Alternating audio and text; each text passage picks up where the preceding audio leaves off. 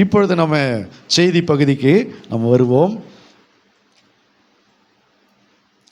எஸ்ராவின் புஸ்தகம் 3ஆம் அதிகாரம் 10 11, 12, 13 வசனத்தில் நாம் வாசிப்போம் என்று சொன்னால், இஸ்ரவேல் ஜனங்கள், நல்ல கவனிங்க, இஸ்ரவேல் ஜனங்கள் இஸ்ரவேலிலே சாலமோன், தாவீதினுடைய மகன் சாலமோனை கொண்டு ஒரு பெரிய ஆலயத்தை கட்டினான். சாலமோனுடைய நாட்களிலே இஸ்ரவேலிலே எருசலேமிலே ஒரு பெரிய தேவாலயத்தை கட்டினான். அப்போ அந்த தேவாலயத்தை கட்டும் பொழுது பெரிய பிரதிஷ்டை இங்கே நடந்தது. அந்த தேவாலயம் பெரிய அளவில் கட்டப்பட்டது. அது ரொம்ப பிரம்மாண்டமாக கட்டப்பட்டது. அது விலையேற பெற்ற கற்களையும் வெள்ளியும் பொன்னையும் கொண்டு மரங்களை கொண்டு கட்டப்பட்டது. அது பிரம்மாண்டமாய் பிரதிஷ்டை பண்ணப்பட்டு அநேக ஆயிரங்கள் ஆடு மாடுகள் பலி செலுத்தப்பட்டு பிரதிஷ்டை செய்யப்பட்ட ஒரு ஆலயமாக இருந்தது. இஸ்ரவேல் ஜனங்கள் கர்த்தருடைய பார்வைக்கு முரட்டாட்டம் பண்ணினபடினாலே அந்த ஆலயம் இடிக்கப்பட்டு அங்கிருந்து ஜனங்கள் பாபிலோன் ராஜாவாகிய நேபுகாத் நேச்சாரால் கைப்பற்றப்பட்டு சிறைபிடிக்கப்பட்டு பாபிலோனுக்கு போனார்கள். அங்கே போய் ஒரு 70 வருஷம் சிறைப்பட்டு கிடந்தார்கள். அப்போ 70 வருஷத்துக்கு பிறகு அவர்கள் மறுபடியும் தம்முடைய சொந்த தேசத்துக்கு அனுப்பப்பட்டு அங்கே ஒரு ஆலயத்தை கட்டுவதற்காக அங்கே ஒரு அஸ்திபாரத்தை போடுகிறார்கள். அல்லேலூயா. ஆலயத்தை கட்டுவதற்கு என்ன செய்கிறாங்க? அஸ்திபாரத்தை போடுறாங்க. முதல்ல எந்த ஒரு காரியத்துக்கும் என்ன தேவை? அஸ்திபாரம் தேவை. அஸ்திபாரம் இல்லாமல் ஒரு ஆலயத்தை கட்டினா என்ன ஆகும்? இடிஞ்சு தான் போகும். அஸ்திபாரம் இல்லாமல் ஒரு வீட்டை கட்டினா இடிஞ்சு தான் போகும். அஸ்திபாரம் இல்லாமல் எந்த காரியத்தையும் செய்தோன்னு சொன்னால் அது பிரயோஜனம் இல்லை. ஆகவே ஆலயம் கட்டுவதற்கு முதலாவது என்ன தேவை? அஸ்திபாரம் தேவை. அப்போ நம்முடைய வாழ்க்கையில் இந்த கிறிஸ்துவ ஜீவியத்தில் ஒரு அஸ்திபார வாழ்க்கை நமக்கு தேவை. அஸ்திபார கிறிஸ்துவ வாழ்க்கை நமக்கு தேவை. அஸ்திபார வாழ்க்கை, அஸ்திபார உபதேசம்னு ஒன்று இருக்குது. அஸ்திபார உபதேசத்தை முதல்ல நம்ம கடைபிடிக்கணும். அஸ்திபாரம் என்பது என்னது? முதலாவது செய்ய வேண்டிய காரியங்கள். ஒரு வீட்டை கட்டுறவங்க முதல்ல எதோ செய்வாங்க? எதில் கை வைப்பாங்க? அஸ்திபாரத்தில் கை வைப்பாங்க. அப்போ அதுபோல் ஆவிக்குரிய ஜீவியத்தில் ஒரு அஸ்திபார வாழ்க்கை என்பது ஒன்று இருக்கிறது. முதலாவது செய்ய வேண்டிய காரியங்கள், பேசிக்காக செய்ய வேண்டிய காரியங்கள். அதனால தான் அதுக்கு பேர் பேஸ்மட்டம்னு சொல்லுவாங்க. ஆரம்பத்தில் முதல்ல துவங்குவது பேஸ்மட்டம் போட்டு தான் என்ன செய்கிறாங்க? வீட்டை கட்டுகிறார்கள். அதுபோல் பேசிக்காக முதலாவது செய்ய வேண்டிய காரியங்களை நாம் என்ன செய்ய வேண்டாம்? செய்ய வேண்டும். அல்லேலூயா. அப்போ ஒரு கிறிஸ்துவ வாழ்க்கையில் முதலாவது பேசிக்கான வாழ்க்கை என்னது? விசுவாசம், நம்பிக்கை, அன்பு, ஞானஸ்தானம், ஜெபம் பண்ணுவது. இதெல்லாம் ஒரு அஸ்திபாரமான ஒரு காரியங்கள். ஞானஸ்தானம் எடுப்பது. ஞானஸ்தானம் எடுக்காமலே பல வருஷமாக சபையில் உட்காந்துக்கிறேன்னா உனக்கு இன்னும் அஸ்திபாரம் இல்லைன்னு அர்த்தம். பார்த்துக்கிறீங்களா? அப்படிப்பட்ட விசுவாசிகளை பல வருஷமாக சபைக்கு வருவாங்க, ஆனால் ஞானஸ்தானம் எடுத்தீங்களான்னு கேட்டால் நான் எடுக்கலை அப்படின்வாங்க. எத்தனை சர்ச்சுக்கு வேணாலும் போகிறதுக்கு ரெடியாக இருப்பாங்க, ஆனால் நாங்கள் ஞானஸ்தானம் எடுக்கலை அப்படின்வாங்க. இவங்க அஸ்திபாரம் இல்லாத கட்டின்னு இருக்கிறாங்கன்னு அர்த்தம். அது வேஸ்ட். ஒரு நாள் விழுந்துடும். ஒரு நாள் என்ன செஞ்சிடும்? விழுந்துடும். இதுபோல் சில வாழ்க்கையில் கர்த்தருடைய ஜீவியத்தில் முதலாவது நமக்கு என்ன தேவை? அஸ்திபாரம் தேவை. ஆகவே இந்த இஸ்ரவேல் ஜனங்களும் எருசலேமிலே அஸ்திபாரம் போட்டார்கள். எதற்கு? கர்த்தருடைய ஆலயத்திற்காக அஸ்திபாரம் போட்டார்கள். அந்த அஸ்திபாரம் போடும்போது அங்கே என்ன நடக்கிறது? சிற்பாசாரிகள் கர்த்தருடைய ஆலயத்திற்கு அஸ்திபாரம் போடுகிற போது இஸ்ரவேல் ராஜாவாகிய தாவீதினுடைய கட்டளையின்படியே கர்த்தரை துதிக்கும்படிக்கு வஸ்திரங்கள் தரிக்கப்பட்டு பூரிகைகளை ஊதுகிற ஆசாரியரையும் தாளங்களை கொட்டுகிற ஆசாபின் குமாரராகிய லேவியரையும் நிறுத்தினார்கள். கர்த்தர் நல்லவர், இஸ்ரவேலின் மேல் அவருடைய கிருபை என்றும் உள்ளது என்று அவரை புகழ்ந்து துதிக்கையில் மாறி மாறி பாடினார்கள். கர்த்தரை துதிக்கையில் ஜனங்கள் எல்லாரும் கர்த்தருடைய ஆலயத்தின் அஸ்திபாரம் போடப்படுகிறது நிமித்தம் மகா கம்பீரமாய் ஆரவாரித்தார்கள். அல்லேலூயா, அல்லேலூயா. ஃபஸ்ட்டு என்ன நடக்கிறது? அஸ்திபாரம் போடும்போது முதல்ல துதிக்கிறாங்க. அஸ்திபாரத்தை போடும்போது என்ன செய்கிறாங்க? முதல்ல துதிக்கிறாங்க. கர்த்தர் நல்லவர், அவர் கிருபை என்றும் உள்ளது என்று பாடுகிறாங்க, ஆரவாரிக்கிறாங்க, ஆர்ப்பரிக்கிறாங்க. அல்லேலூயா. நல்லா கவனிக்கிறீங்களா? ஆலயத்துக்கு அஸ்திபாரம் போடுகிறாங்க. ஒரு கூட்ட ஜனங்க என்ன செய்கிறாங்க?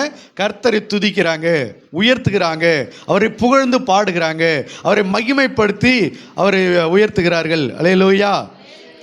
கர்த்தர் நல்லவர், அவருடைய கிருபை என்றும் உள்ளது என்று சொல்கிறார்கள். அவரை புகழ்ந்து துதிக்கையில் மாறி மாறி பாடினார்கள்.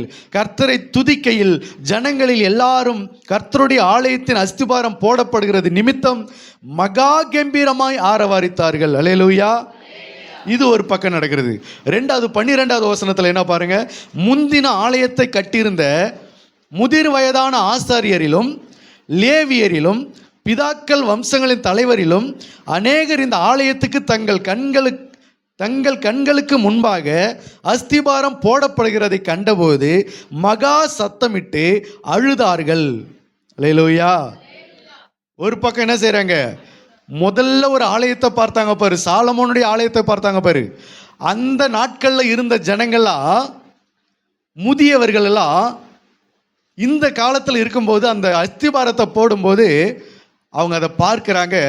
பார்த்துட்டு முந்தின ஆலயத்தை நினச்சி பார்த்துட்டு அவங்க என்ன செய்கிறாங்க, அழுகுறாங்க, கண்ணீர் விடுகிறாங்க. அல்லேலூயா. அவங்க அது தப்பாக செய்யலை. ஏற்கனவே போட்ட அந்த ஆலயத்தை, ஏற்கனவே கட்டின அந்த ஆலயத்தையும் இப்போ கட்டப்போகிற ஆலயத்தையும் அவங்க நினச்சி பார்க்குறாங்க. அது அஸ்திபாரத்தை போடுகிறத பார்த்து அவங்களுக்கு என்ன வருது, கண்ணீராக வருது. ஒரு காலத்தில் எவ்வளோ பெரிய பிரம்மாண்டமாக கட்டப்பட்ட ஆலயம், ஆண்டவர் இன்னைக்கு மறுபடியும் ஆலயத்தை என்ன பண்ண வச்சிருக்காரு, கட்ட வச்சிருக்கிறாரு அப்படின்னு சொல்லி அதையும் நினச்சி பார்த்து, முந்தின ஆலயத்தையும் நினச்சி பிந்தின ஆலயத்தையும் நினச்சி அதெல்லாம் நினைத்து அவர்கள் கண்ணீர் வடித்தாங்க, அழுதாங்க. அல்லேலூயா. சில நேரங்களில் நமக்கு அந்த பழசை நினச்சி அழுகுறோம்ல, நல்ல விஷயங்கள் இருக்குல்ல, நல்ல விஷயமாகிய பழசு பாவத்தை தான் நினைக்கக்கூடாது. நல்ல விஷயங்கள் இருக்குல்ல, பழைய காரியங்கள், அதை நம்ம என்ன செய்கிறோம், நினச்சி அழுகுறோம்ல, கண்ணீர். அது ஒரு ஆனந்த கண்ணீர். அவங்க வடித்தது என்னது, ஆனந்த கண்ணீர். அப்போ ஒரு பக்கம் கூட்ட ஜனங்கள் அழுகுறாங்க, இன்னொரு பக்கம் மகா சத்தமிட்டு அழுதார்கள். வேறே அநேகம் பேரோ கம்பீர சத்தமாய் ஆர்ப்பரித்தார்கள். ஜனங்கள் மகா கம்பீரமாய் ஆர்ப்பரிக்கிறதினால் அவர்கள் சத்தம் வெகு தூரம் கேட்கப்பட்டது. ஆனாலும் சந்தோஷ ஆரவாரம் சத்தம் இன்னதென்றும் ஜனங்களுடைய அழுகையின் சத்தம் என்னதென்றும் பகுத்தறிய கூடாதிருந்தது. அல்லேலூயா. புரியுதுங்களா? ஒரு அஸ்திபாரம், ஆலயத்துக்கு ஒரு அஸ்திபாரத்தை போடுறாங்க.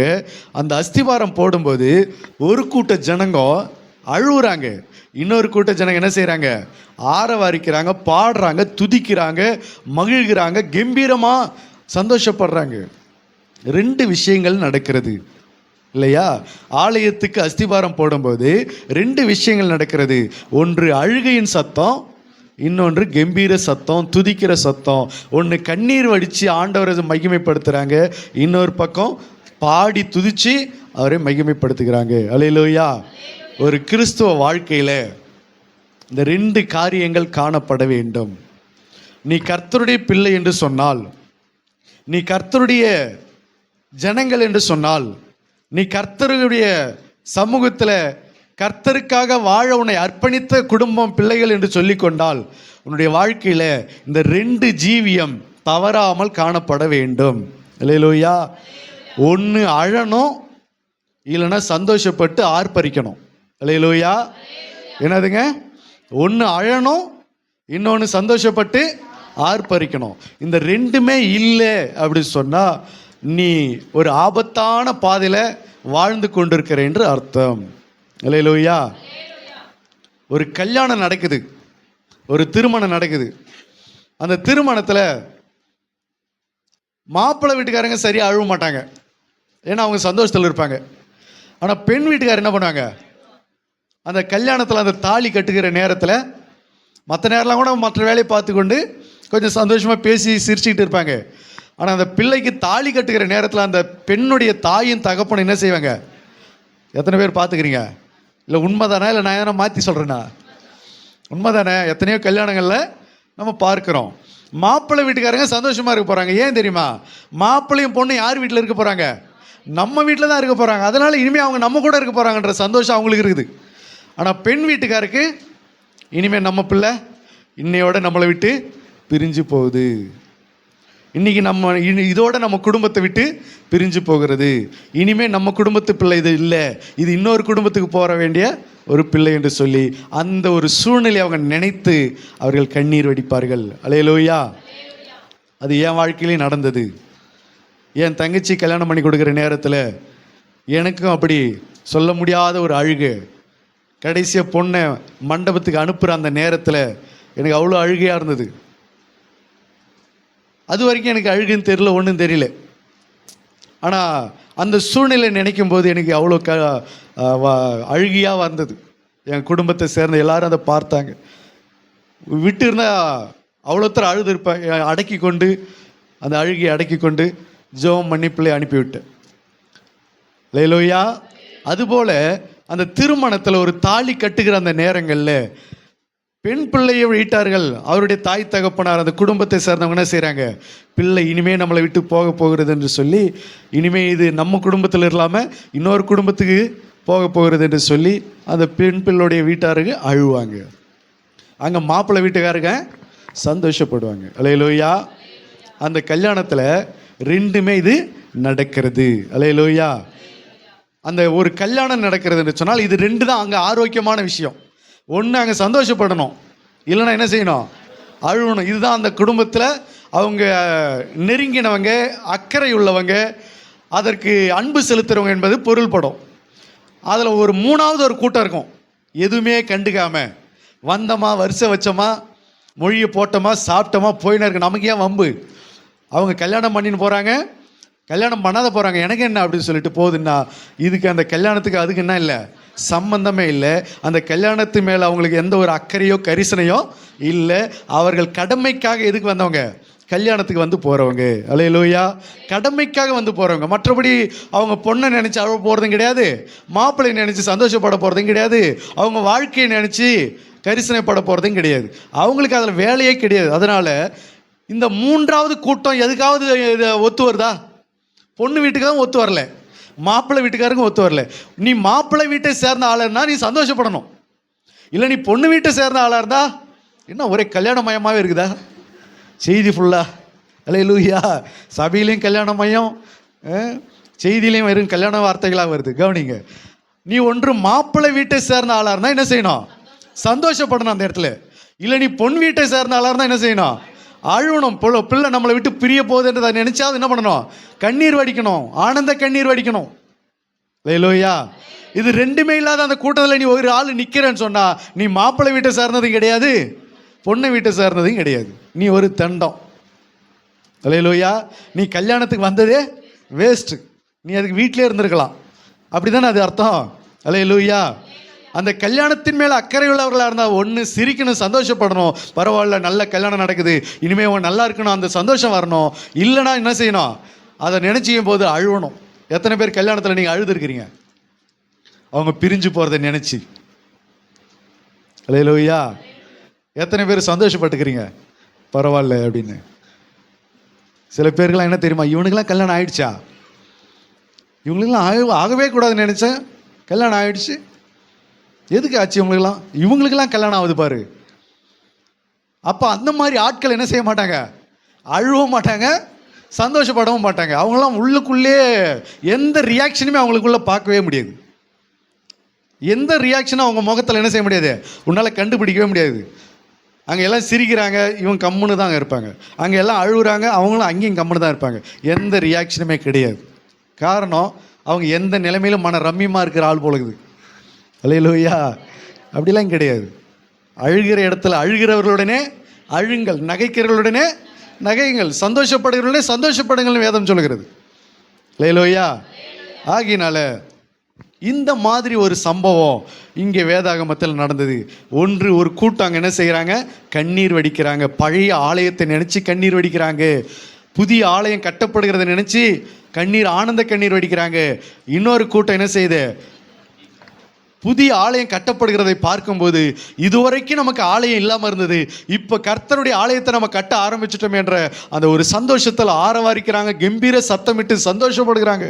மனமகிழ்ச்சியாக ஆடல் பாடல் துதிகள் மகிமை ஆண்டவருக்கு செலுத்தி ஆடி பாடி மகிழ்கிறார்கள். அதுபோல் இந்த கிறிஸ்துவ ஜீவியம் இருக்கிறத, இந்த ஜீவியத்தில் ரெண்டு வாழ்க்கை நம்ம இடத்துல காணப்பட வேண்டும். இந்த ரெண்டு காரியங்கள் நம்ம இடத்துல இருக்க வேண்டும். ஒன்று, கர்த்தருக்குள்ள நீ வந்தல்ல, ஒன்று நீ அழணும், இல்லைன்னா என்ன செய்யணும், சந்தோஷப்பட்டு ஆரவாரிக்கணும், ஆர்ப்பரிக்கணும், துதிக்கணும், மகிமைப்படுத்தணும். கர்த்தருடைய ஆலயத்துக்குன்னு ஞானஸ்தானம் எடுத்து கர்த்தருடைய பிள்ளைகளை சபைக்குள்ளே வந்தல, ஒன்று என்ன செய்யணும்? நல்ல கரங்களை தட்டி கர்த்தரை உற்சாகமாக பாடி துதித்து ஆராதிக்க அவரை மகிமைப்படுத்த உன்னை ஒப்பு கொடுக்கணும். இல்லைன்னா என்ன செய்யணும்? அழணும். இது ரெண்டுமே இல்லாமல் நீ சபைக்கு வர்றது வேஸ்ட்டு. இது ரெண்டுமே இல்லாமல் ஒரு கிறிஸ்துவ வாழ்க்கை வேஸ்ட்டு. இது ரெண்டுமே இல்லாமல் ஒரு ஆவிக்குரிய ஜீவியம் அது வேஸ்ட்டு. நீ வேற பாதையில் போய் கொண்டிருக்கிறன்னு அர்த்தம். நீ ஒரு ஆபத்தான பாதையில் போய் கொண்டிருக்கிறன்னு அர்த்தம். அல்லேலூயா. சபைக்குள்ளே நீ அடி எடுத்து வச்சல, சபையில் ஆராதனையில் கலந்து கொண்டல, சபையில் ஆண்டவருடைய வார்த்தைகளை கேட்கறல, அதை நினச்சி ஒன்று நீ சந்தோஷப்படணும். இல்லை அப்படின்னு சொன்னால் என்ன செய்யணும்? அழணும். அது எப்படின்றதை நம்ம பார்க்கலாம், வாசிக்கலாம். யோவான் எழுதின சுவிசேஷ புஸ்தகம், யோவான் 3ஆம் அதிகாரம் 1-2 வாசிக்கலாம். யோவான் 3:1-2. யூதருக்குள்ளே அதிகாரியான நிக்கதேமு என்னப்பட்ட பரிசேயன் ஒருவன் இருந்தான். நிக்கதேமு என்கிற ஒரு பரிசேயன் இருந்தான். அவன் ராக்காலத்திலே இயேசுவினிடத்தில் வந்து ரபி, நீர் தேவனிடத்திலிருந்து வந்த போதகர் என்று அறிந்திருக்கிறோம். ஏனெனில் ஒருவரும் தன்னுடனே தேவன் இராவிட்டால் நீர் செய்கிற இப்படிப்பட்ட அற்புதங்களை செய்ய மாட்டான் என்றான். இயேசு அவனுக்கு பிரதியுத்தரமாக, அல்லேலூயா, ஒரு நிக்கதேமு என்னப்பட்ட பரிசேயன் ஒருவன் இருந்தான். அவன் ஒரு நாள் இயேசுவினிடத்தில் வருகிறான். இயேசுவினிடத்தில் வந்து அவன் என்ன சொல்கிறான்னா, ரபி, நீர் தேவனிடத்திலிருந்து வந்த போதகர் என்று அறிந்திருக்கிறோம். ஏனெனில் ஒருவனும் தன்னுடனே தேவன் இராவிட்டால் நீர் செய்கிற இப்படிப்பட்ட அற்புதங்களை யாரும் செய்ய முடியாதே. அதனால நீங்க தேவனிடத்திலிருந்து வந்த போதகர் அப்படின்றான். இயேசுவை பார்த்தான், இயேசுவினிடத்தில் வந்தான், இயேசுவை பார்த்தா, இயேசுவை கண்ட மாத்திரத்தில் நிக்கதேமு என்ன சொல்கிறான் அப்படின்னா, நீர் தேவனிடத்தில் வந்தவர், நீர் தேவனிடத்திலிருந்து வந்த போதகர். ஏனென்று சொன்னால் ஒரு சாதாரண மனுஷனால் என்ன பண்ண முடியாது? இதெல்லாம் செய்ய முடியாது. நீர் செய்கிற இப்படிப்பட்ட காரியங்களை என்ன பண்ண முடியாது? செய்ய முடியாது. நீர் தேவனிடத்திலிருந்து வந்த போதகர் என்று அறிந்திருக்கிறோம். ஏனெனில் ஒருவனும் தன்னுடனே தேவன் இராவிட்டால், உங்க கூட தேவன் இருக்கிறாரு, நீர் தேவனிடத்திலிருந்து வந்த போதகர், உங்க கூட தேவன் இருக்கிறாரு, அதனால நீங்க மகிமையான காரியத்தை என்ன பண்றீங்க? செய்யறீங்க ஆண்டவர்னு சொல்லி கர்த்தராகி இயேசு கிறிஸ்துவை நிக்கதேமு ஆண்டவரை புகழ்ந்து பேசுகிறான். இப்போ நிக்கதேமுக்கு கர்த்தரை கண்டபோது என்ன வந்தது? ஒரு புகழ்ச்சி. அவரை புகழ்ந்து பேசுகிறான். கர்த்தரை கண்டபோது, கர்த்தரோடு கூட பேசும்போது, கர்த்தருடைய முகத்தில் முழிக்கும் போது, ஆண்டவருடைய சமூகத்தில் நிற்கும் போது கர்த்தர் என்ன செய்கிறான்? இயேசு கிறிஸ்துவை புகழ்ந்து பேசுகிறான். ஆண்டவரே, நீர் நல்லவர், நீர் வல்லவர், நீர் தேவனிடத்திலிருந்து வந்த போதகர், நீர் பெரிய காரியங்களை செய்கிறவர் என்று சொல்லி கர்த்தரை புகழ்ந்து பாடுகிறான், கர்த்தரை புகழ்ந்து பேசுகிறான். அல்லேலூயா. சரியா? இன்னொரு மனுஷனை நம்ம பார்க்கலாம். லூக்கா 19ஆம் அதிகாரம் 8வது வசனத்தை வாசிங்க. சகேயு என்கிற ஒரு மனுஷன் ஆண்டவராக இயேசு கிறிஸ்துவினிடத்தில் வருகிறான். அவன் என்ன சொல்கிறான் பாருங்க. லூக்கா 19:8.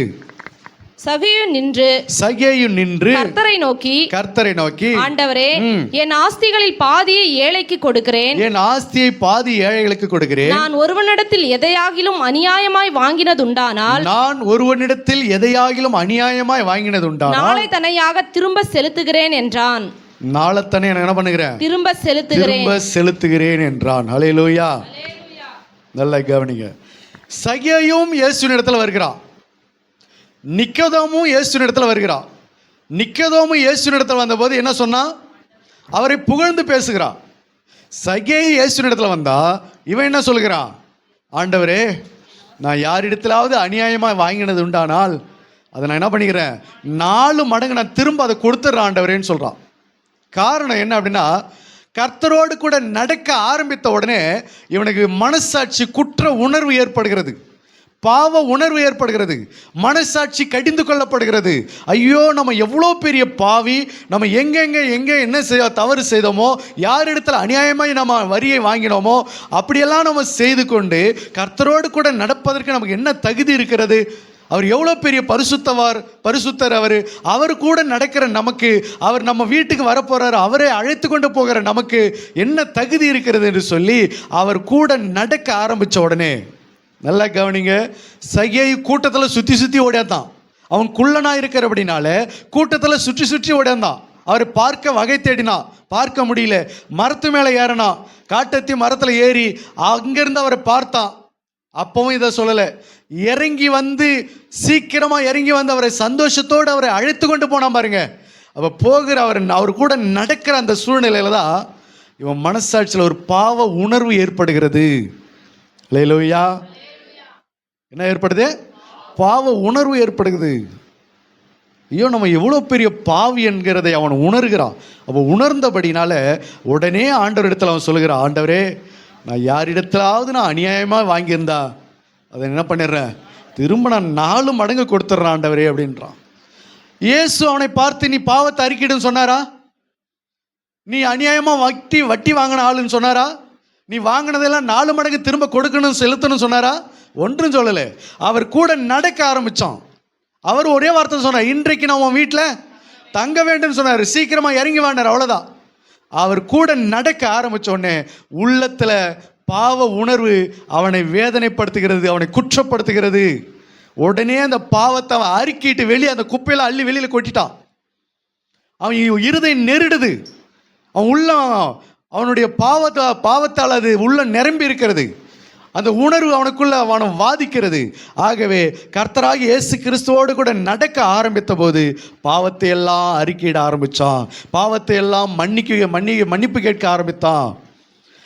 இங்கே என்ன நடக்கிறது? இயேசுவோடு நடக்கும்போது, இயேசுவோடு நிற்கும்போது, இயேசுவோடு பேசும்போது இங்கே என்ன நடக்கிறது? இவனுக்குள்ள பாவ உணர்வு வெளிப்படுகிறது. பாவத்துக்கு பரிகாரம் தேடுகிறான், பாவத்திற்காக மன்னிப்பு கேட்கிறான், பாவத்தை அறிக்கையிடுகிறான், அதை விட்டுவிட வகை தேடுகிறான். அல்லேலூயா. 2 காரியங்கள். ஒன்று, நீ இயேசுவை சந்திப்பாய் என்று சொன்னால், இயேசுவினிடத்தில் நீ நிற்கிறாய் என்று சொன்னால், கர்த்தராகிய ஆண்டவருடைய சமூகத்தில் நீ வாசம் பண்ணுகிற, நீ கர்த்தருடைய சபைக்குள்ள நீ இருக்கிற அப்படின்னு சொன்னா, கர்த்தரோடு கூட நீ இருக்கிற என்று சொன்னால், ஒன்று, நீ அவரை புகழ்ந்து பாடணும், இல்லையா? நீ நீதிமான் என்று சொன்னால் அவர் என்ன செய்யணும்? நீ புகழ்ந்து பாடணும், புகழ்ச்சி வெளிப்படணும்.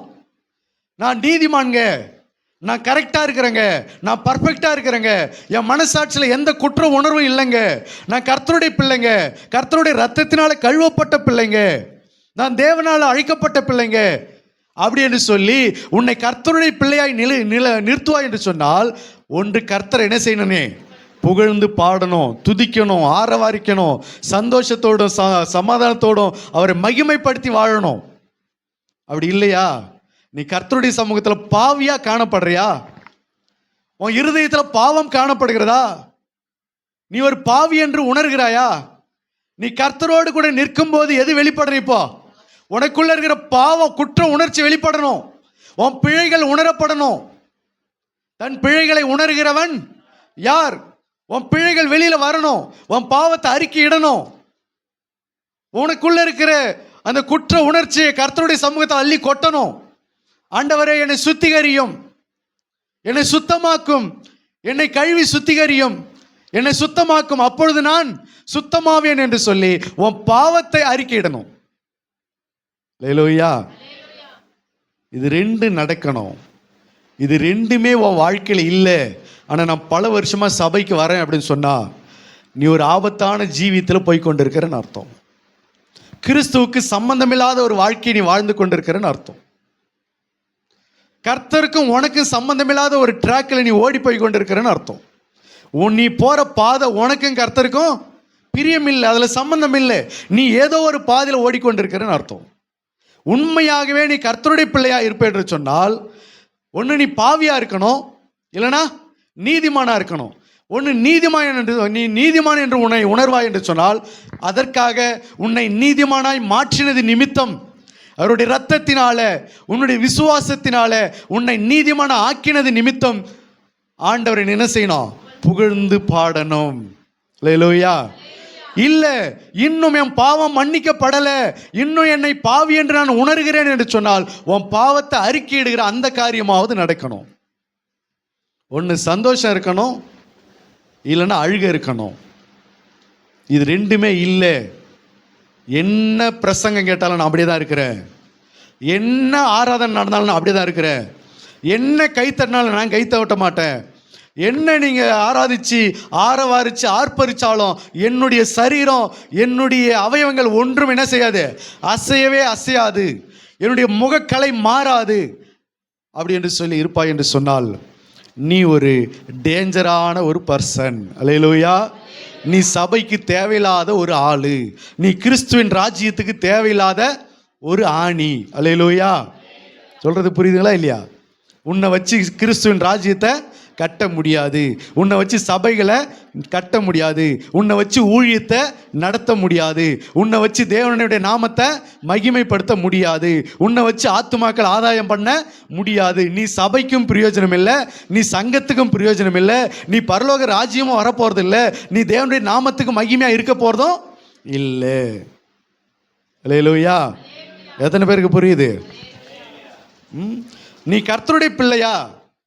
ஒன்று கர்த்தரை மகிமைப்படுத்து, இல்லையா அழுது உன் பாவத்தை அறிக்கையிடு. நீ இன்னும் பாவி என்று உணர்கிறாய் என்று சொன்னால் உன் பாவத்தை இன்னும் அறிக்கையிடு. அவர் உன்னை இன்னும் வெறுக்கவில்லை, அவர் இன்னும் உன்னை நேசிக்கிறார். ஆரம்பத்தில் உன்னை எப்படி நேசிச்சாரோ முடிவு பரியது அவர் அப்படியே அந்த அன்பு இன்னும் உன்னை விட்டு அவர் என்ன பண்ணல, மாறல. அப்படி இருக்கும்போது அவருடைய சமூகத்தில் உன் பாவத்தையாவது நீ என்ன பண்ண, அறிக்கையிட்டு கதறு. ஒரு ஆயக்காரன் எப்படி கதறினான் தெரியுமா? வாசிங்க அந்த வசனத்தை. லூக்கா 18:13. லூக்கா 18:13. ஆயக்காரன் தூரத்திலே நின்று தன் கண்களையும் வானத்துக்கு ஏறெடுக்க துணியாமல் தன் மார்பிலே அடித்துக்கொண்டு என்ன பண்ணா? தன் மார்பில் அடிச்சு கொண்டு. சில பேர் இந்த சாவுக்கு போகிறத பார்த்துக்கிறீங்களா? ஒரு சாவு வீட்டுக்கு போவாங்க தெரியுமா? அழுது கொண்டு போவாங்க. யாராவது மரித்தவங்களுடைய வீட்டுக்கு சொந்தக்காரங்க ரொம்ப நெருங்கினவங்க அழுது கொண்டு போகிறத நீங்கள் பார்த்தீங்களா? சும்மா இருக்கிறவங்க அழுத போவாங்க மாலை கட்டிட்டு. ஆனால் அந்த இறந்து போனவங்களுக்கு ரொம்ப மிகவும் நெருங்கினவங்க, ரொம்ப அன்பானவங்க போவாங்க. எப்படி போவாங்க? அந்த தெருவில் அந்த வீட்டு கிட்ட வர்றதுக்கு அந்த தெரு முகணியில் இருக்கும்போது என்ன பண்ணுவாங்க? மார்பில் அடித்து கொண்டு விழுந்து எழுந்து ஓடி அந்த பிரேதத்து மேல விழுந்து அடிச்சு கதறி அழுவாங்க. அல்லேலூயா. அந்த பிரேதம், அந்த செத்து போனவங்களுக்கு சம்பந்தம் இல்லாதவங்க எப்படி போவாங்க? அங்கேயும் சிரிச்சுன்னு தான் போவாங்க. அவங்களுக்கு எந்த டென்ஷன் அவங்களுக்கு கிடையாது. அப்ப அந்த நெருங்கினவங்க தன் மார்பில் அடித்து கொண்டு அழுதுன்னு ஓடுறாங்க பாருங்க. அந்த மாதிரி உன்னை நீ பாவி என்று நீ உணர்வாய் என்று சொன்னால், கர்த்தருக்கு விரோதமாக நம்ம வாழ்ந்து கொண்டிருக்கிறோம் என்பது உனக்கு புரியும் என்று சொன்னால், நீ கர்த்தருடைய சமூகத்தில் உன் மார்பில் அடித்து கொண்டு அழுது புலம்பணும். உன் பாவத்துக்காக நீ கதறி அழணும். அல்லேலூயா. ஆண்டவர் சொல்கிறார். எரேமியா 25:34 வாசிக்கலாம். எரேமியா 25:34. சீக்கிரம்.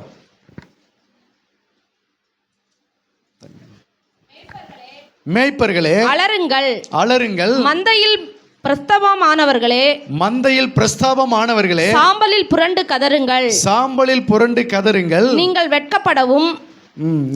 நல்ல கவனிங்க. வெட்டப்படவும். அப்போது விட்டுருங்க. இங்க என்ன சொல்லப்படுகிறது? மேய்ப்பர்களே அலறுங்கள், மந்தையில் பிரஸ்தாபமானவர்களே. மேய்ப்பன் மட்டுமல்ல, மந்தையில் பிரஸ்தாபமானவர்களே சாம்பலில் புரண்டு கதறுங்கள். சாம்பலில் புரண்டு என்ன செய்ய? கதறுங்கள். கதறு. எதில் புரண்டு கதறணுமா? சாம்பல்ல. ஆயக்காரன் என்ன செஞ்சான்? மார்பில் அடித்து கொண்டு அவன் முகத்தை வானத்துக்கு ஏறெடுக்க துணியாம மார்பில் அடித்து கொண்டு, ஆண்டவரே பாவியாகிய என் மேல கிருபையாயிரும் என்று சொன்னான். காரணம், அவன் பாவி என்று உணர்கிறான். கர்த்தருடைய சமூகத்தில், கர்த்தருடைய ஆலயத்துக்கு அவன் வரும்போது தன்னை அவன் என்னவோ உணர்கிறான்? பாவி என்று உணர்கிறான். அதனாலதான் சொல்லப்படுகிறது இங்க, சாம்பலில் விழுந்து என்ன செய்ய, அழுது புரளு கதறு. மேய்ப்பன் மட்டுமல்ல, ஆடுகள் மட்டுமல்ல, மேய்ப்பனும் உழுந்து பொருளு. அது மேய்ப்பனா இருந்தாலும் கதறு. மந்தையில பிரஸ்தாபமா இருக்கிற ஆடுகளும் என்ன செய்ய, கதறி அழு. நீ உன்னை பாவி என்று நீ கர்த்தருடைய சமூகத்தில் உணர்றியா? கதறி அழணும், உழுந்து பொருளணும். ஹல்லேலூயா. இல்லைங்க, நான் கர்த்தருடைய சமூகத்துல நான் குற்றமற்ற மனசாட்சி உடையவனா இருக்கிறேன், நான் நீதிமானா இருக்கிறேன் அப்படி சொல்றியா? நீ கர்த்தரை மகிமைப்படுத்தி ஆரவாரிக்கணும், சந்தோஷப்படுத்தணும், மகிமைப்படுத்தணும். நல்ல கரங்களை உற்சாகமா தட்டி பாடணும், துதிக்கணும், முழங்கால் படிக்கணும், வாயை நல்லா உயர்த்தி, சத்தத்தை உயர்த்தி தேவனை மகிமைப்படுத்தி பேசணும். ஹல்லேலூயா. இதுதானே நடந்தது, இதானே நடக்கணும். இந்த ரெண்டுமே நடக்காம எது நடந்தாலும் நீ அப்படியே இருக்கிற சபைக்குள்ள அப்படின்னா, உன்னை வச்சு சபையில் என்ன செய்ய போறார் ஆண்டவர்? சொல்லுங்க பார்க்கும். உன்னை வச்சு சபையில் கர்த்தர் என்ன செய்ய முடியும்? இன்னும் 2 மனுஷர்களை நம்ம பார்க்கலாம். வாசிங்க, யோவான் புஸ்தகம் 1ஆம் அதிகாரம் 47வது வசனத்தையும் 48வது வசனத்தையும் பார்க்கலாம். நாத்தான்வேலை தம்மிடத்தில் வர கண்டு அவனை குறித்து, இதோ கபடற்ற உத்தம இஸ்ரவேலன் என்றார். அதற்கு நாத்தான்வேல், நீர் என்னை எப்படி அறிவீர் என்றான். இயேசு அவனை நோக்கி, பிலிப்பு உன்னை அழைத்ததற்கு முன்பே நீ அத்திமரத்தின் கீழ் இருக்கும் பொழுது உன்னை கண்டேன் என்றார். அதற்கு நாத்தான்வேல், ரபி, நீர் தேவனுடைய குமாரன், நீர் இஸ்ரவேலின் ராஜா என்றான். ஹல்லேலூயா. இங்கே ஒரு மனுஷனை பார்க்கிறோம், நாத்தான்வேல் என்கிற ஒரு கபடற்ற உத்தம இஸ்ரவேலனை பார்க்கிறோம். அவன் இயேசுவை பார்க்கிறான். இயேசுவை பார்த்த மாத்திரத்தில் அவன் என்ன சொல்கிறான்? ரபி, நீர் தேவனுடைய குமாரன், நீர் இஸ்ரவேலின் ராஜா என்றான். இயேசுவை பார்க்கிறான். அவர் என்னன்னு புகழ்கிறான்? நீர் தேவனுடைய குமாரன் என்று புகழ்கிறான். இன்னொன்று என்ன சொல்கிறான்? நீர் இஸ்ரவேலின் ராஜா என்று புகழ்கிறான். ஹல்லேலூயா. நாத்தான்வேல் இப்படி புகழ்ந்தானா? இன்னொரு மனுஷன் நம்ம பார்க்கலாமா? இன்னொரு மனுஷியை நம்ம பார்க்கலாம். லூக்கா 7ஆம் அதிகாரம் 37வது வசனம்.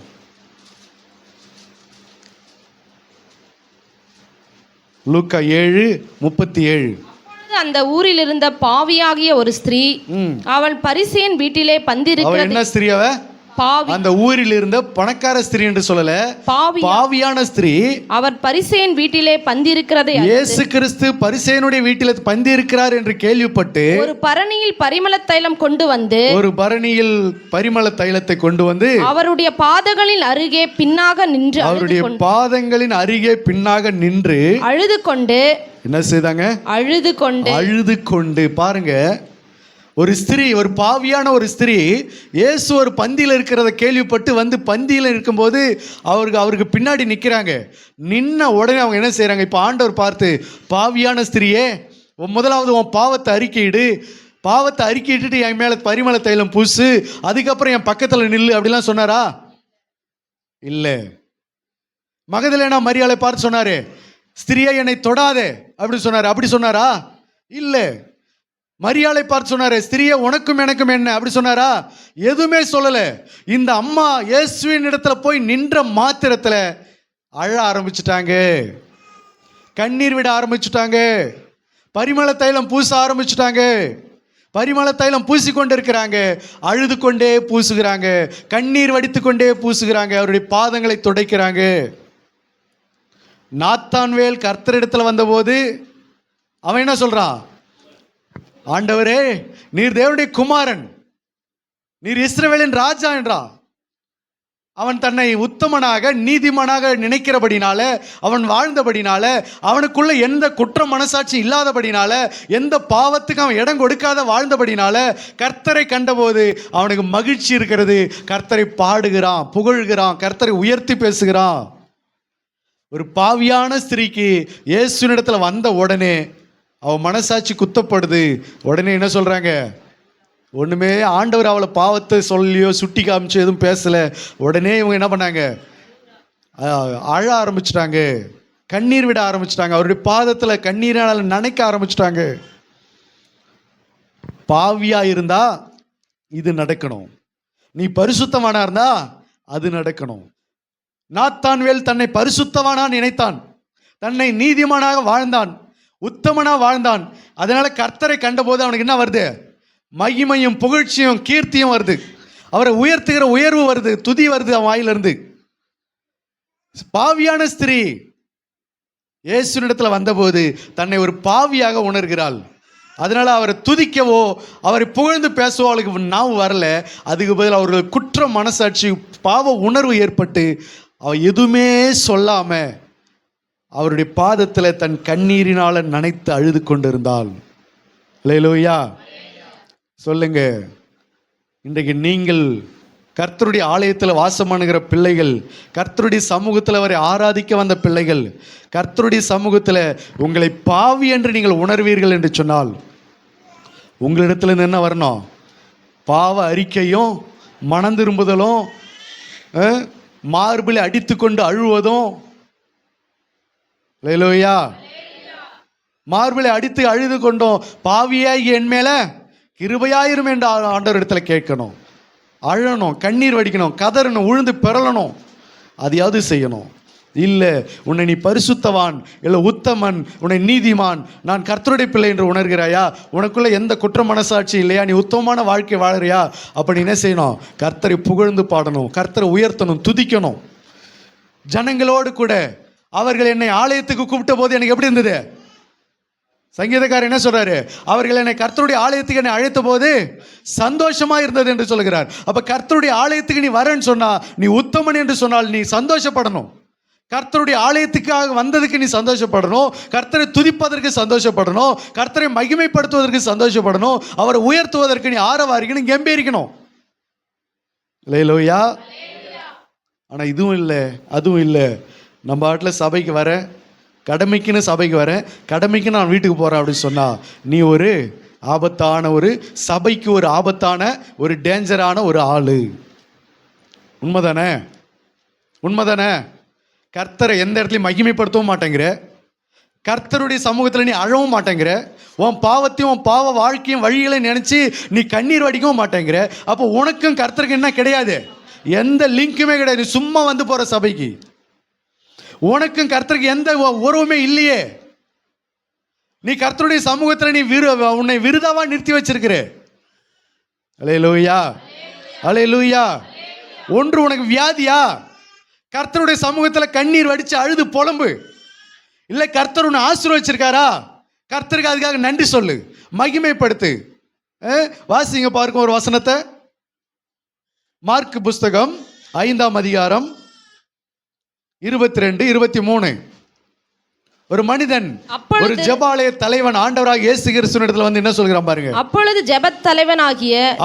ஜெபாலய தலைவனாகிய ஒருவனாகிய எவிரு என்பவன் வந்து, ஜெபாலய தலைவனாகிய ஒருவன் எவிரு என்பவன் வந்து அவரை கண்ட உடனே நல்ல கவனிங்க, அவரை கண்ட உடனே அவர் பாதத்திலே விழுந்து என்ன பண்ணானா? அவரை கண்ட உடனே அவருடைய பாதத்தில் விழுந்து, என் குமாரத்தி மரண அவஸ்தைப்படுகிறாள், என்னுடைய மகள் ரொம்ப மரண வேதனைப்படுகிறாள், அவஸ்தைப்படுகிறாள், அவள் ஆரோக்கியம் அடையும் படிக்கு நீர் வந்து அவள் மேல் உமது கைகளை வையும், அப்பொழுது பிழைப்பாள் என்று அவரை மிகவும் வேண்டிக் கொண்டான். அல்லேலூயா. ஒரு தன்னுடைய மகள் வியாதி பிரச்சனை இருக்கா, மரணத்துக்கு போராடி கொண்டிருக்கிறா. அவ இயேசுவினிடத்துல வர, அவன் தகப்பன் எவீரு ஜெபாலய தலைவன் இயேசுவை கண்ட போது என்ன நடந்தது? விழுந்து அவர் பாதத்தை பிடிச்சுக்கிட்டு, நான் ஜெபாலய தலைவன், எங்க சர்ச்சில் நான் தான் தலைவன், நான் வந்து டீசெண்டான ஆளு, நான் என்னுடைய சட்டெல்லாம் என்ன பண்ணாது கலையாத நான் பார்த்துக்குவேன், அயனிங்லாம் கலையாமல் பார்த்துக்குவேன், கரைப்படாமல் பார்த்துக்குவேன், நான் அப்படியே நீட்டாக தான் இருப்பேன், நீட்டாக தான் போவேன் அப்படிலாம் சொல்ல. எங்கள் சபையில் நான் வந்து முட்டி போட்டா என் சபையார என்ன பண்ணுவாங்க? இன்னும் ஜெபாலய தலைவன் போய் முட்டி போட்டார் சொல்ல மாட்டாங்களா? எனக்கு அது அசிங்கமாக இருக்காதா? அதனால நான் ஜெபாலய தலைவன், நான் எங்கே போனாலும் என்ன பண்ண மாட்டேன்? முட்டி போட மாட்டேன், முழங்கால் போட மாட்டேன், கையை தட்ட மாட்டேன் அப்படிலாம் சொல்லலை. நான் ஜெபாலய தலைவனாக இருந்துட்டு போட்டுங்க. கர்த்தரை கண்ட மாத்திரத்தில் அவருடைய பாதத்தில் விழுந்தான்.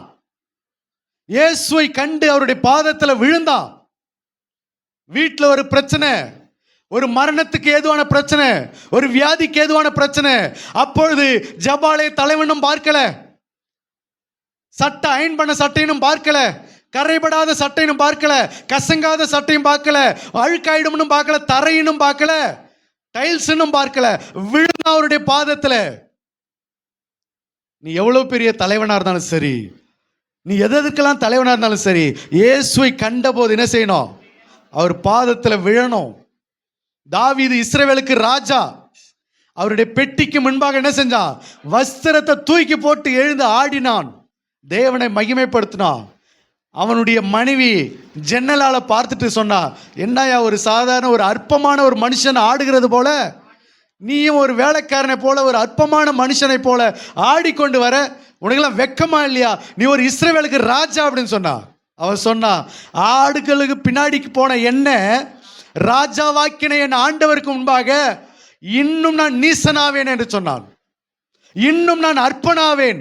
எந்த அளவுக்கு என்ன அற்பமா காட்ட முடியுமோ அந்த அளவுக்கு நான் இறங்கி வேலை செய்வேன் ஆண்டவருக்காகன்னு சொன்னான். ஏன்னா இந்த பதவி உங்க அப்பா கொடுத்தது இல்லை, உங்க அப்பா சவுல் கொடுத்தது இல்லை, இந்த பதவி எங்க அப்பா இயேசு ராஜா கொடுத்தது என்று சொன்னான். அதனால அவருக்கு முன்பாக நான் இன்னும் அற்பனும் நீசனும் ஆவேன் என்று சொன்னான். நீ சொன்ன பெண்கள் அவர்களுக்கு முன்பாக இன்னும் நான் மகிமையா கூட இருந்தாலும் பரவாயில்ல போ அப்படின்னா. கடைசி வரைக்கும் அவளுக்கு பிள்ளை இல்லாம கிடந்தா. லேலூயா. இப்ப ஜெபாலய தலைவனா இருக்குப்பா என்று சொன்னால், உன் வீட்டில் ஒரு பிரச்சனை இருக்கும் என்று சொன்னால், உன் ஒரு பிரச்சனைக்குள்ள நீ மாட்டிக்கொண்டு இருக்கிறியா, ஒன்னு அவருடைய பாதத்துல விழுந்து கதறு. லேலூயா. இல்ல எனக்கு பிரச்சனை எதுவும் இல்லை, கர்த்தர் என்னை ஆசீர்வதிச்சிருக்கிறாரு, என்னை அவர் நன்மை செய்திருக்கிறாரு, எனக்கு அவர் உயர்த்தி இருக்கிறாரு, எனக்கு எத்தனையோ கிருபைகளை செய்திருக்கிறாரு அப்படின்னு சொல்றியா? வாசிங்க 1 சாமுவேல் 2ஆம் அதிகாரம் 1-2 வாசிங்க. 1 சாமுவேல் 2ஆம் அதிகாரம். அப்பொழுது அன்னாள் ஜெபம் பண்ணி, என் இருதயம் கர்த்தருக்குள் களிகூறுகிறது. என் இருதயம் என்ன செய்த? கர்த்தருக்குள் களிகூறுகிறது. என் கொம்பு கர்த்தருக்குள் உயர்ந்திருக்கிறது. என் பகைஞரின் மேல் என் வாய் திறவாதா இருக்கிறது. என்னுடைய பகைஞர் மேல என் வாய் திறவாதா என்னவா இருக்குது? திறந்திருக்கிறது. உம்முடைய ரட்சிப்பினாலே சந்தோஷப்படுகிறேன். கர்த்தரை போல பரிசுத்தம் உள்ளவர் இல்லை. உம்மை அல்லாமல் வேறொருவரும் இல்லை. எங்கள் தேவனைப் போல ஒரு கன்மலையும் இல்லை. ஒரு கன்மலையும் கிடையாதுங்க. எங்கள் ஆண்டவரை போல ஒருத்தரும் கிடையாதுங்க. எத்தனை பேர் சொல்லுங்க? அன்னாளுக்கு கர்த்தர் அநேக வருஷங்களுக்கு பிறகு ஒரு ஆண் குழந்தை கொடுத்தாரு, அவளுடைய நிந்தை நீக்கினாரு. அந்த சந்தோஷத்துல அவ ஆலயத்துல வந்து என்ன சொல்லுகிறாங்கன்னா, என் தேவனை போல ஒரு தெய்வமும் கிடையாதுங்கன்னு சொல்றா. என் கண்மலையை போல, என் ஆண்டவரை போல, அவரை போல பரிசுத்தமுள்ளவர் ஒருவரும் இந்த பூமியில இல்லை. கர்த்தர் தனக்கு நன்மை செய்தது நிமித்தம் ஆண்டவருடைய ஆலயத்துக்கு வந்த உடனே அவ வாயிலிருந்து என்ன வருது?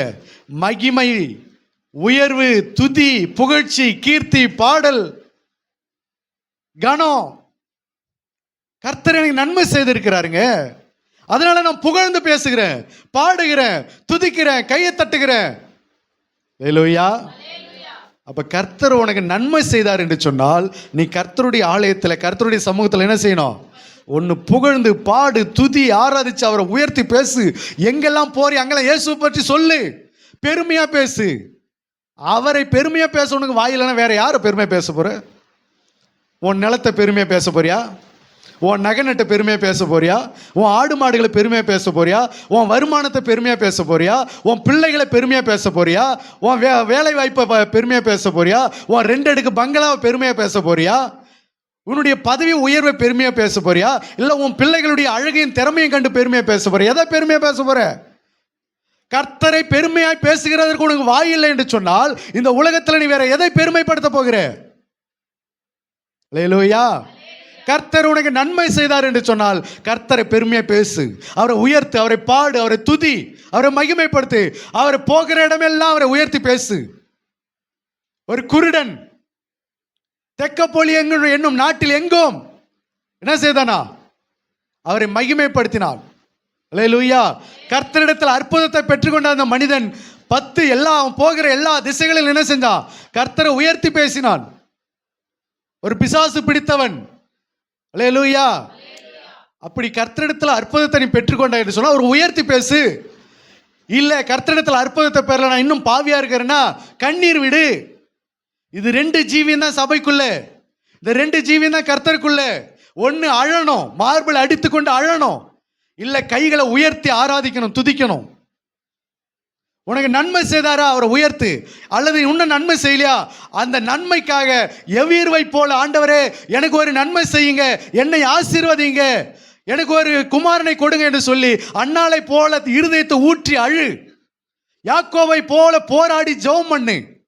எவ்வீர்வை போல பாதத்தில் விழுந்து கதறு. உனக்கு ஒரு நன்மையும் செய்யலையா, இன்னும் அற்புதம் நடக்கலையா, இப்படி அழுது பொருள்று கதறு, ஜெபம் பண்ணு, பாதத்தில் விழு. இல்ல அற்புதம் செஞ்சாரா மகிமைப்படுத்து, உயர்த்து, துதி, போற்று, புகழ்ந்து பாடு. ஏதோ ஒன்று செய்ய, கையை தட்டு. அல்லேலூயா. நான் கையும் தட்ட மாட்டேன், நான் அழவும் மாட்டேன், நான் அமைதியாக தான் இருப்பேன் அப்படின்னு சொன்னா நீ வேற எங்கேயாவது இருக்கலாம். அல்லேலூயா. அப்படி இருக்கிறதுக்கு நீ வேற எங்கேயாவது உன் வாழ்க்கையை கழிக்கலாம். அல்லேலூயா. சத்தியம் எந்த அளவுக்கு நம்மளை வகையறுக்கிறது பார்த்தீங்களா? எனக்கும் தெரியாது. வேதாகமத்தில் இப்படிப்பட்ட சத்தியமெல்லாம் இருக்குதுன்னு எனக்கும் தெரியாது. ஆவியானவர் நமக்கு எவ்வளவு தூரம் நம்மளை பிரித்து மேயறாரு பாருங்க. நீ யாரு, நான் யாரு, நீ யாரு, நான் யாரு, சபைக்குள் அவங்க யாரு, இவங்க யாரு, இவங்க என்ன செய்கிறாங்க, அவங்க என்ன செய்கிறாங்கன்னு சொல்லி பரிசுத்த ஆவியானவர் சத்திய ஆவியாகி அவர் வரும்போது சகல சத்தியத்திற்குள்ள நம்மளை என்ன செய்கிறாரு, வழி நடத்துகிறார். அல்லேலூயா. நம்மளை பிரித்து காட்டுகிறார் பாரு. நீ எந்த கேட்டகரியில் இருக்கிற என்பதை கணுக்களையும் ஊன்களையும் அது என்ன செய்கிறது, பிரிக்கிறது. நீ என்ன விசுவாசி, நீ எப்படிப்பட்ட தேவ பிள்ளைகள், உனக்கு கர்த்தருக்கு எவ்வளவு உறவு இருக்கிறது என்பதை அந்த வேத வசனம் சத்தியம் நமக்கு என்ன பண்ணுகிறது, விளங்க காண்பிக்கிறது.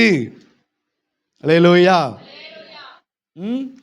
ஆகையினால நன்மையை பெற்ற நாம என்ன செய்யணும், புகழ்ந்து பாடணும். பாவியா இருக்கிறோம் என்று சொன்னால் என்ன செய்யணும், அழ வேண்டும்.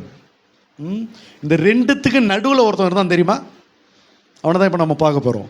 இந்த 2க்கும் ஒன்று அழவும் இல்லை, இன்னொன்று சிரிக்கவும் இல்லை, சந்தோஷப்படுத்தவும் இல்லை, மகிமைப்படுத்தவும் இல்லை. இதுக்கு நடுவில் 2த்துக்கு நடுவில் ஒருத்தன் வாழ்ந்தான். அவன் யாருன்னு பார்க்கலாமா? வாசிக்கலாம். மத்தேயு எழுதின புஸ்தகம் 26ஆம் அதிகாரம் 20 25 வரைக்கும் வாசிக்கலாம். பொழுது 12 கூட அவர் பந்தியிருந்தார்.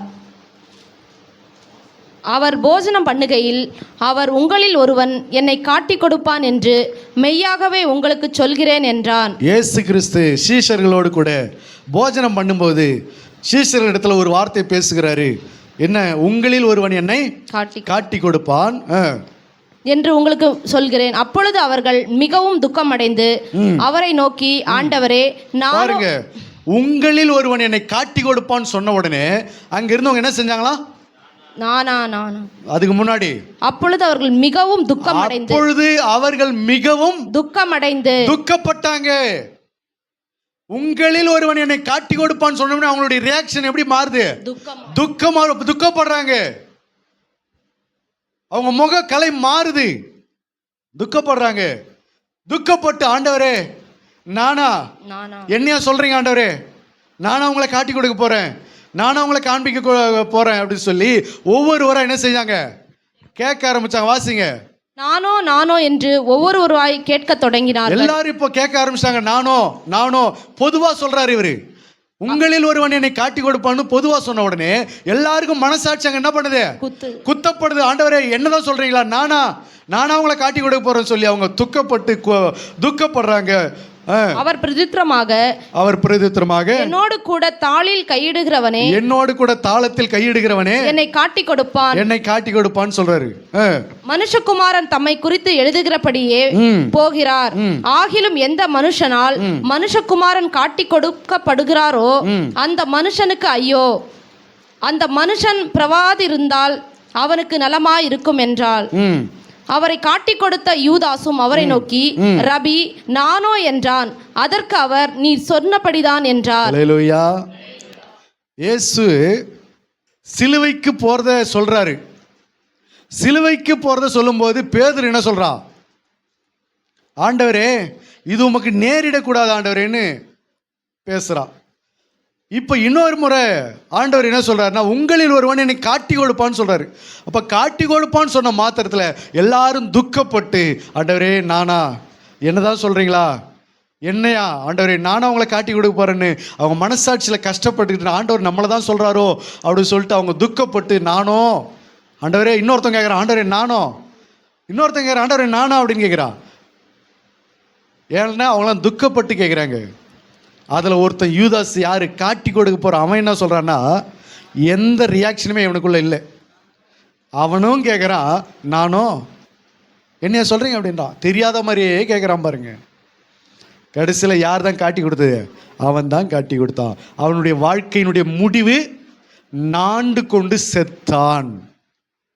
வாழ்க்கையில் உங்களில் ஒருவன் என்னை காட்டி கொடுப்பான்னு சொன்ன உடனே குற்ற உணர்ச்சி அவங்களுக்குள்ள வருது. காட்டி கொடுக்காதவனுக்கெல்லாம் குற்ற உணர்ச்சி வருது.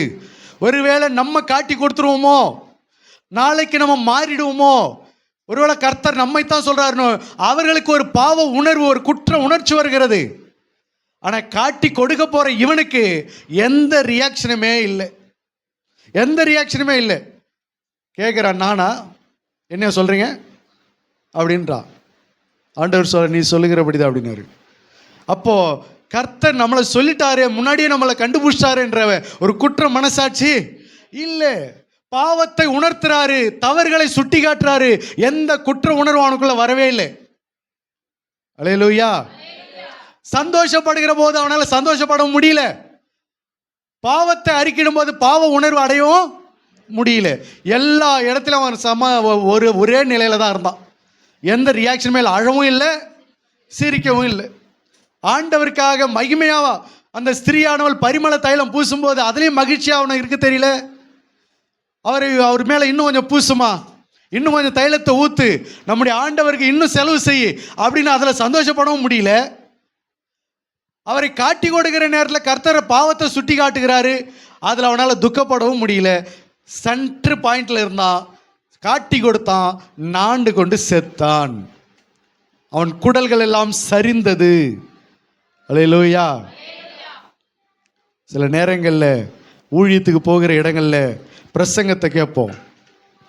அந்த பிரசங்கத்தை பண்ணுறோம் இல்லையா, அந்த பிரசங்கத்தில் ஒரு கூட்டம், அந்த சபைக்குள்ள 2 முகங்களை நம்ம பார்க்கலாம். என்ன முகம்? ஒரு பிரசங்கம் பண்ணுறோம் அப்படின்னா 2 முகங்கள் பார்க்கலாம். ஒரு ஆராதனை பண்ணுகிறோம் என்று சொன்னால் 2 முகங்கள் பார்க்கலாம். கர்த்தரை நல்லா ஆராதிக்கிற அந்த இடத்துல நீங்கள் பார்த்தீங்கன்னு சொன்னால் ஒரு கூட்டம் கண்ணீரோடு கர்த்தரை பாடிக்கொண்டிருக்கோம், இன்னொரு கூட்டம் சந்தோஷமாக பாடிக்கொண்டிருக்கோம். பக்கத்தில் யார் நிற்கிறா, யார் பாடுறா, யார் கைத்தட்டுறா, யார் வெளியில் போனா அதெல்லாம் கண்டுக்க மாட்டாங்க. நல்ல கர்த்தரை மகிமைப்படுத்தி அவர் தன்னை மறந்து ஆவியில் நிறைந்து சந்தோஷமாக பாடிக்கொண்டிருப்பாங்க. அல்லேலூயா. அந்த ஆராதனையில் இன்னொரு கூட்டம் என்ன செய்யும் தெரியுமா? எதையோ நினச்சி, ஏதோ ஒரு கஷ்டத்தை நினச்சி, ஏதோ ஒரு ஆண்டவர் செய்த அற்புதத்தை நினச்சி, ஏதோ ஒரு அன்பை நினச்சி அது கர்த்தரை மனமுருகி அழுது கண்ணீராவடியும் கண்களை மூடி கைகளை ஆண்டவருக்கு ஏறெடுத்து அழுது கொண்டே பாடுவாங்க. பார்த்துக்கிறோமா இல்லையா? நம்ம யூடியூப்பில் நிறைய செய்திகளை பார்க்குறோம். அந்த செய்தியில் அப்படியே ஃபோக்கஸ் பண்ணியிருப்பாங்க பாருங்கள். அழுவுறவங்களையும் ஃபோக்கஸ் பண்ணியிருப்பாங்க, சந்தோஷமாக இருக்கிறவங்களையும் ஃபோக்கஸ் பண்ணி காமிப்பாங்க. பார்த்துக்கிறோமா இல்லையா? அல்லேலூயா. அப்போ ஒரு ஆராதனை வேளையில் இந்த 2 முகத்தையும் பார்க்கலாம். அதில் இன்னொரு முகம் இருக்கும். அது என்ன முகம்? அது எந்த ரியாக்ஷனுமே இல்லாத ஒரு முகம். அப்படி ஒரு முகத்தை பரலோகத்தில் பார்க்கவே முடியாது. அப்படி ஒரு முகம் பரலோகத்துக்கு அது போகாது. ஏன்னா இது கர்த்தரை மகிமைப்படுத்துகிற வாழ்க்கையும் அதுக்கிட்ட கிடையாது, பாவத்தை அறிக்கிடுகிற வாழ்க்கையும் கிடையாது. அது எங்கே போனாலும் ஒரே மாதிரியாக இருக்கும். அல்லேலூயா. பிரசங்கம் பண்ணுறல, பிரசங்கத்தை கேட்கறல, அந்த பிரசங்கம் கேட்கறல 2 முகத்தை பார்க்கலாம். பிரசங்கத்தை கேட்க கேட்க கேட்க அவருடைய முகத்தில் அப்படியே முகக்கலைய மாறும், சந்தோஷமாக இருக்கும். துக்கமாக இருந்தவங்களுடைய முகம் கூட என்ன மாறும்? வசனத்தை கேட்க கேட்க சந்தோஷமாக மாறிடும். அவருடைய முகத்தில் ஒரு மலர்ச்சி தெரியும். அவருடைய முகத்தில் ஒரு சந்தோஷம் இருக்கும். அவங்கள பார்க்க நமக்கு இன்னும் கொஞ்சம் பிரசங்கம் வரும். அல்லேலூயா. அவங்கள பார்க்க பார்க்க இன்னும் கொஞ்சம் நமக்கு உற்சாகம் வரும், இன்னும் கொஞ்சம் பேசணும்னு ஆசையாக இருக்கும். அவங்கள பார்க்கும்போது இன்னும் கர்த்தருடைய வார்த்தை இன்னும் வரும். அதில் இன்னொரு முகம் இருக்கும், பிரசங்கத்தை கேட்க கேட்க கேட்க அப்படியே அழுவாங்க. ஆரம்ப நாட்களில் நான் படிக்கிற போது முதல்ல நான் சபைக்கு போகும்போது ஐயா பிரசங்கம் பண்ணுவாங்க, பக்தன் ஐயா பிரசங்கம் பண்ணுவாங்க. பக்தன் ஐயா பிரசங்கம் பண்ணும்போது அப்போ நான் 9th 8th 9th 10th அந்த டைமில், இது 9th 10th படிக்கிற அந்த நாட்கள், சரியாக 9th 10th நான் அந்த சர்ச்சுக்கு போகிறேன். அப்போ போகும்போது பக்தன் ஐயா பிரசங்கம் பண்ணுவாங்க.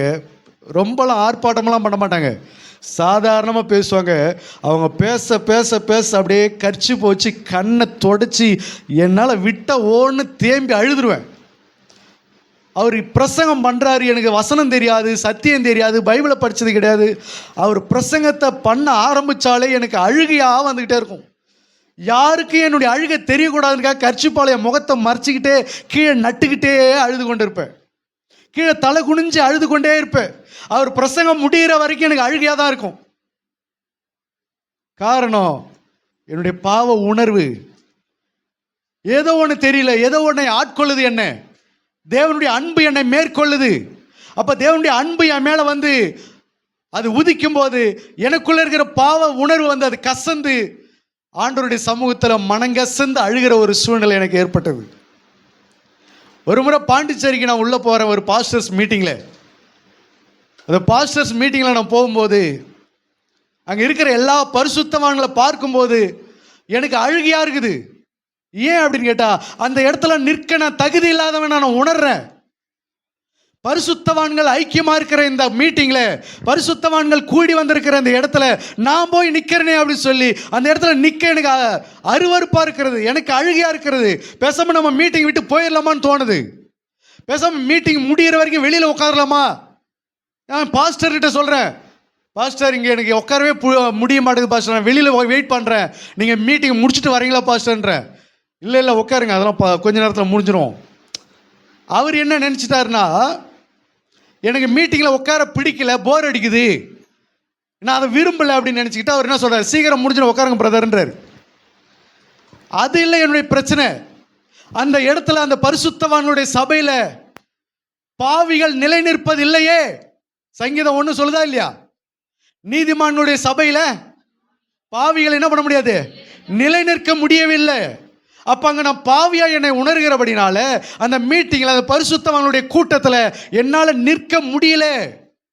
வெளியில் ஓடிடலாமான்னு தோணுது, அழ தோணுது, வெளியில் வெயிட் பண்ணலாமான்னு தோணுது, இந்த இடத்துல நம்ம இருக்கக்கூடாதுன்னு தோணுது. ஒன்று நடந்தா அது நடக்கணும், இல்லை நடந்தா இது நடக்கணும். உன்னை பாவி என்று நீ உணர்வாய் என்று சொன்னால் நீ கர்த்தருடைய சமூகத்தில் மனங்கசந்து அழணும், பாவத்தை அறிக்கையிடணும். உன்னை உத்தமன் என்று சொன்னால், நீ பரிசுத்த வாழ்க்கை வாழ்ந்து கொண்டிருப்பாய் என்று சொன்னால் நீ அவரை ஆரவாரிக்கணும், துதிக்கணும், மகிமைப்படுத்தணும். இந்த 2 லைஃபுமே இல்லாமல் நீ யூதாசை போல எந்த ரியாக்ஷனுமே இல்லாமல் நீ சபைக்குள்ளே வரேன்னு சொன்னால் உன்னுடைய முடிவு மோசமானதாக இருக்கும். அல்லேலூயா. எத்தனை பேருக்கு புரியுது? நீ போகிற பாதை சரியில்லை, நீ போகிற பாதை டேஞ்சர், நீ போகிற பாதை ஆபத்தானது. ஆகவே இதை நீங்கள் புரிந்து கொள்ளணும். இதை புரிந்து கொண்டு கர்த்தருடைய ஆலயத்தில் இந்த 2த்துக்கு நடுவில் நீ என்னவா இருக்கிறது என்பதை, உன் பாதை, உன்னுடைய ஜீவியம், உன் வாழ்க்கை உனக்கும் கிறிஸ்துவுக்கும் எவ்வளவு தூரம் ஐக்கியமாக இருக்கிறது என்பதை நினைத்து இன்றைக்கு நீ மனம் திரும்பு, இல்லை பாவத்தை அறிக்கையிடு, இல்லை அவரை மகிமைப்படுத்து. கர்த்தருடைய ஆசீர்வதிப்பாராக. ஆமேன். அல்லேலூயா, அல்லேலூயா. கர்த்தருடைய